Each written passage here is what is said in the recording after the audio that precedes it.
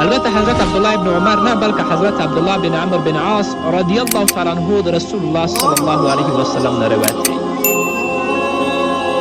هغه فرمایي چې ما د رسول الله صلی الله علیه وسلم نه واورېدل چې هغه به فرمایل چې د قیامت په نښو کې چې د ټولو نه مخکې به ظاهریږي هغه د لمر ختل دي د قبلې د طرف نه. یعنې لویه علامه د قیامت اوله لویه علامه د قیامت په نښو کې دا ده چې لمر به د قبلې د طرف نه راخیږي او د څاښت په وخت کې به دابة الارض د ځمکې نه راووځي او په دې دواړو کې چې کومه یوه ړومبی شوه نو دویمه به په هغې پسې متصل وي. قدرمنو اورېدونکو دا ظاهره خبره ده چې کله محمد رسول الله صلی الله علیه وسلم دا ارشاد وفرمایلو هغه وخت د الله پاک له طرف نه رسول الله ته دا ښودل شوي ول چې د قیامت په لویو نښو کې به د ټولو نه مخکې دوه غیر معمولي او د عادت نه خلاف واقع ښکاره کیږي چې خلاف و عادت کارونه یو دا ده چې لمر به د قبلې د طرف نه راخیږي. نن موږ او تاسو وینو قدرمنو اورېدونکو چې لمر د دې طرف نه د شرق نه راخیږي او په غرب کې کوزیږي خو هلته به دا کار خلاف وي لمر به د قبلې د طرف نه راخیږي او په شرق کې به کوزیږي.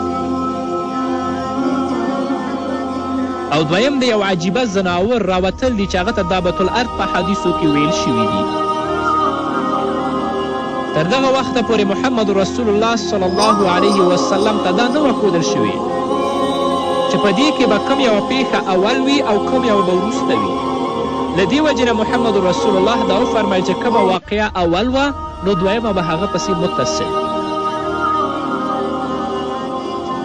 هغه ځناور چې د ځمکې نه راوځي چې دا هم لویه علامه د قیامت ده د هغه ذکر د الله رب العزت په کلام کې په سورت نمل کې په 82 آیت کې راغلی دی او ځینې کتابونو د دې په باره کې ډېرې بې اصله خبرې لیکلي دي چې هغه بې اصله خبرې په عوامو کې هم مشهوره دي او د تفسیر په بعضو کتابونو کې هم دغه شان ګډې وډې خبرې ځینې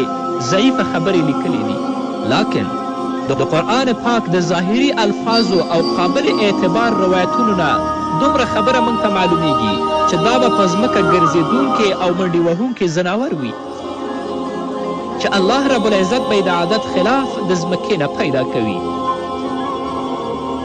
څنګه چې د حضرت صالح علیه السلام اوښه الله رب العزت د یوې غونډۍ نه پیدا کړې وه او دغه ځناور چې الله رب العزت دا د ځمکې نه پیدا کوي د الله په حکم به د انسانانو په شان خبرې کوي او الله رب العزت به په هغه باندې خپل حجت قایموي